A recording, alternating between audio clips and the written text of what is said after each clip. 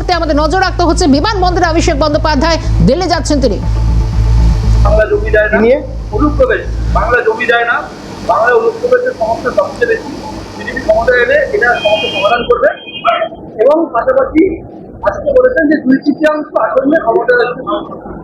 আর কারো কোনো প্রশ্ন একবার আমি বলে দিচ্ছি,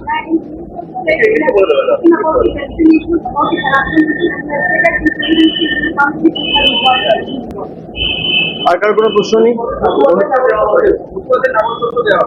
দেখুন, এই তো এই চিত্রনাট্য তো প্রায় আমরা 5 বছর ধরে দেখছি, আর একই ক্যাসেট প্রায় বাজিয়ে গেছেন। আমি জানি না উনি বেঙ্গলের পলিটিক্স কতটা ফলো করেন।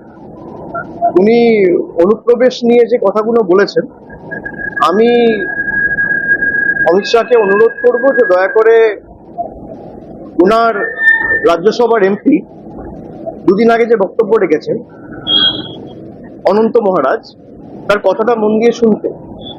2 মাস আগে তাদেরই লোকসভা এমপি জগন্নাথ সরকার যে কথাটি বলেছে সেই কথাটি মনোযোগ দিয়ে শুনতে।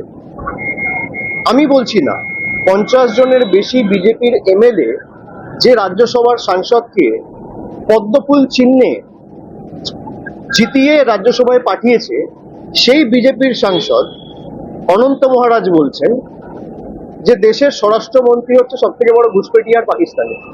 আমার কথা না, যে বিজেপির সাংসদকে বিজেপির বিধায়করা নির্বাচিত করে সংসদে পাঠিয়েছে সেই বিজেপির সাংসদ বলছে।